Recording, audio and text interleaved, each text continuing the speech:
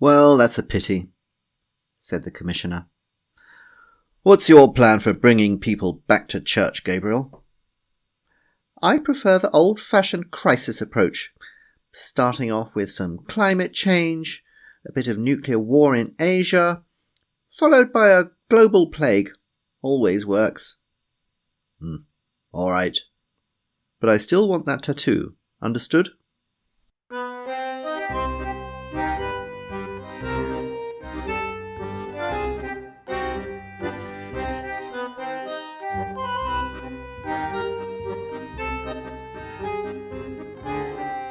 Good morning, good afternoon, and good evening, and welcome to you wherever you are in the world.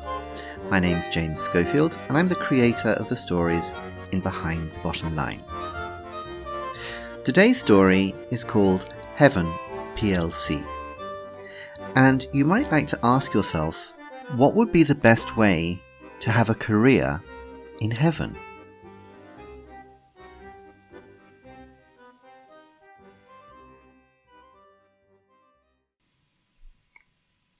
Mr. Porter, said a very small angel wearing large glasses and carrying a clipboard. I'm the Archangel Gabriel.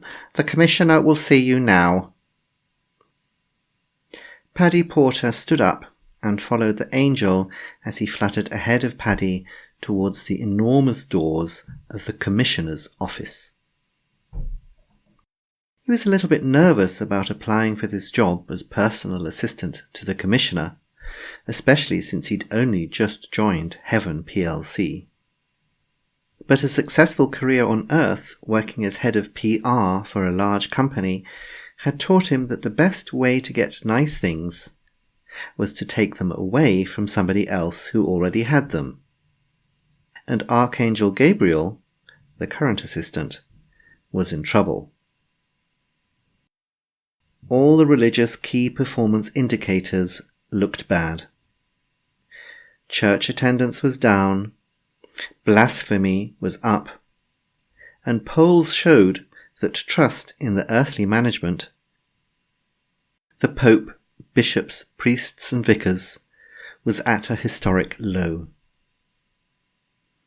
Soon, people might begin questioning the necessity of the Commissioner.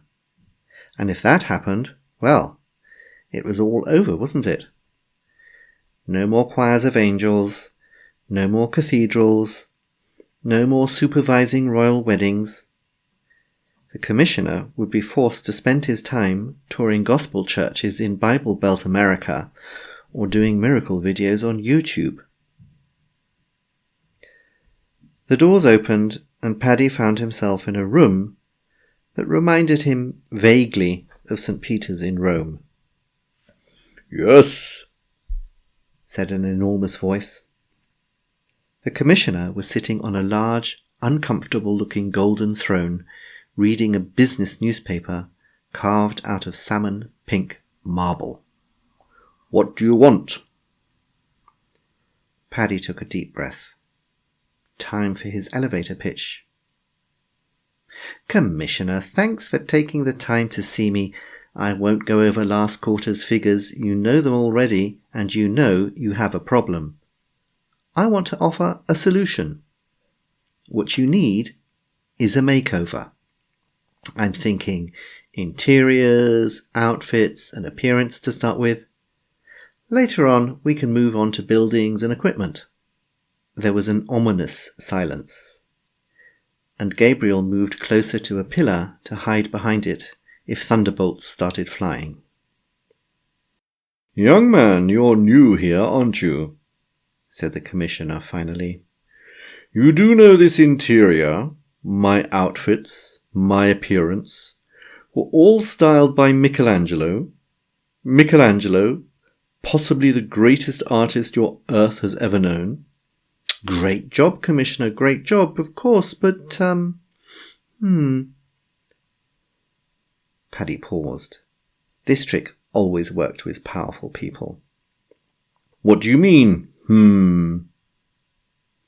Well, Commissioner, to be honest, it all makes you look a little bit old-fashioned. They always hated to hear that. I mean, The beard is great, but you definitely need some tattoos. The Commissioner's divine, cried Gabriel from behind a pillar. Not some heavenly hipster. The Commissioner looked thoughtful. He may have a point, Gabriel. Perhaps we should give him a chance to design a makeover for us. But that's my job. And the last one was only 500 years ago. Is it really necessary? You've seen the figures, Gabriel. We need to do something. Why don't you both come up with separate reports by the end of the month on how to increase my appeal? Then I can choose. I don't think we should be the kind of organisation that stands in the way of people with bright ideas. Do you? Paddy smiled. Gabriel wouldn't have a chance. For the next few weeks, Paddy was very busy. He put together a team of interior and fashion designers, a hairdresser and a tattoo artist. Together they worked on creating a dynamic new profile for the Commissioner. Everything was going well, but there were two things that puzzled Paddy. First, he couldn't find anybody else with PR experience to help him develop a campaign. Second, Gabriel didn't seem to be doing anything apart from his normal administration work. Paddy decided Gabriel must have given up. This was going to be easier than he thought. So, young Paddy, said the Commissioner, what have you got for me? It was the big day, and everybody in heaven had turned up to watch. Paddy ran through the points of his presentation using a model to show the stylish new haircut, the remodelled beard, and a tattoo of the 4 horsemen of the apocalypse drawn across the Commissioner's back. Very nice, said the Commissioner, especially the tattoo. What else? Paddy showed the models of the new office they'd designed. It was all glass, metal and black leather, with some dramatic artworks planned for the walls. Well, the chairs certainly look more comfortable than this old thing, said the Commissioner, touching the arm of his golden throne. I like. Anything else? Absolutely, Commissioner. I've developed a very forward-looking PR campaign to bring your message across more. To Paddy's surprise, everybody in the room suddenly started murmuring, except for Gabriel, who was smirking at his clipboard. Just a moment. PR? Did you create this campaign yourself? Yes, Commissioner, said Paddy nervously. Is there a problem? I couldn't find anyone else, so as I have experience... Experience? Working in PR? Gabriel fluttered over to the Commissioner and whispered something in his ear. Well, well. Thank you, Gabriel, the Commissioner said. Mr. Porter, I'm afraid Gabriel tells me that HR has made a huge mistake. You see, as part of the carve-out agreement with my former business partner, Mr. Lucifer, all people with a background in PR are supposed to be in his team, not mine. As Mr. Lucifer explained to me, PR is basically lying, which is his core competence. You shouldn't be here. Bye-bye, Paddy, said Gabriel cheerfully. Paddy felt himself falling. Well, that's a pity, said the Commissioner. What's your plan for bringing people back to church, Gabriel? Oh, I prefer the old-fashioned crisis approach, starting off with some climate change, a bit of nuclear war in Asia, followed by a global pandemic. Always works. All right, but I still want that tattoo. Understood? Paddy picked himself up from the pile of burning coals that he'd landed on and brushed himself off. It was very dark and smelly down here. "Excuse me," he said to a passing devil. "Where can I find Mr. Lucifer? I need to have a word with him."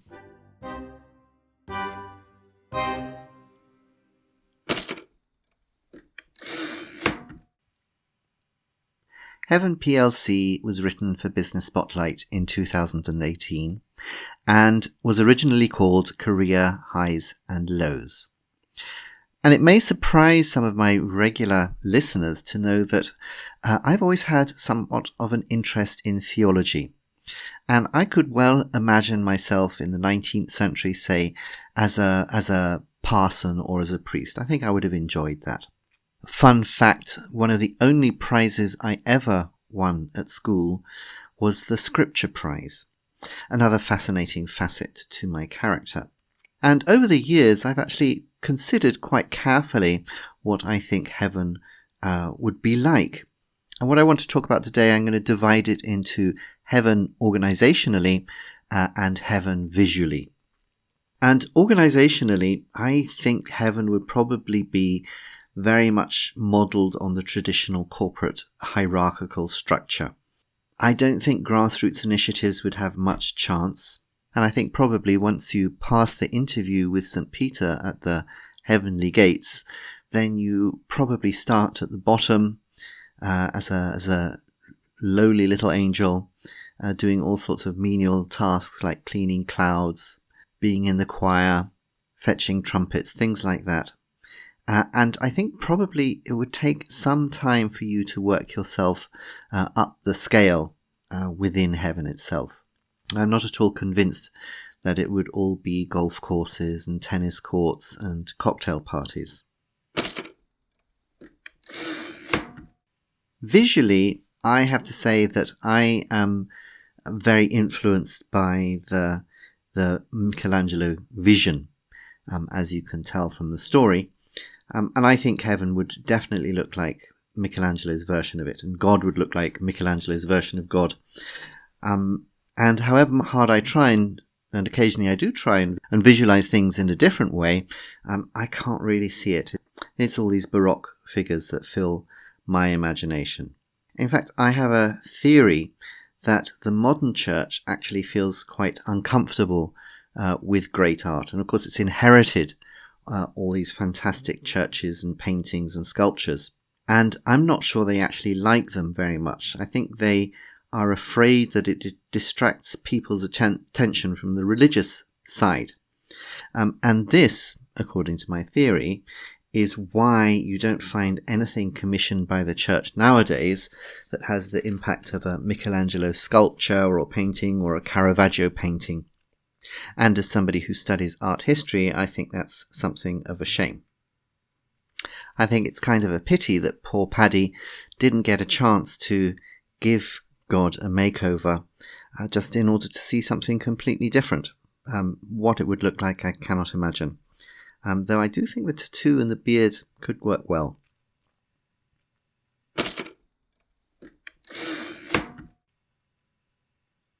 A topic which has come up before in some of my stories and which I like to make fun of is that of public relations or PR. I think back in season 2, one of my stories called King of Spin was all about a PR company which managed to make nuclear power plants acceptable to the public. And although I make fun of PR, there are certain aspects of it which I find interesting. Of course, PR respects the power of words. And as somebody who does quite a lot of writing, the power of words is something that is of great interest to me. For example, think of that famous John F. Kennedy quote, "Ask not what your country can do for you, ask what you can do for your country," which had a profound effect on a whole generation of Americans and led to the creation of the American Peace Corps. So I have great respect for the power of words. But I do have a problem with PR. PR as an industry was only invented at the beginning of the 20th century, though of course the concept of spin existed well before that. And the purpose of PR is to make you think well of the company, that is sponsoring it. And so in its very nature, it's going to be deceitful. It attempts to influence you to the benefit of the author or the company that pays for it. It will only ever give you a partial picture of the truth at best, and very often not even that. I feel it's somehow different from advertising. Advertising, you see an advert, you know it's an advert. But with PR, you don't always realize, because PR agencies release things which look like newspaper articles to newspapers and magazines print them, and you don't always realize that what you're actually reading is copy created in order to manipulate you. So in my rather peculiar theology, where I have a corporate afterlife, it seems entirely rational to me that hell would just be a division of heaven which has been carved out, because both are mutually dependent upon each other. You can't have a heaven without a hell, and you can't have a hell without a heaven. And as we all know, Lucifer's core competence is lying, so it kind of makes sense to me that all PR practitioners are probably going to end up in hell.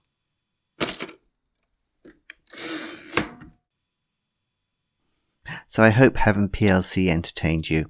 And if you are in PR, many apologies, but don't forget, it's not too late. There are many other industries which I'm sure would welcome you. Big pharma, big tobacco, soft drink manufacturers, fast food industry, many possibilities out there. If you haven't already, why don't you give this show a rating on Apple Podcasts and leave a comment? And you can also do that if you visit my website, www.behindthebottomline.com. I hope you'll be back next week for my next story. Slightly different. Next week is a horror story called The Book. Prepare to be chilled. That's all from me today. This is James Schofield saying take care and goodbye.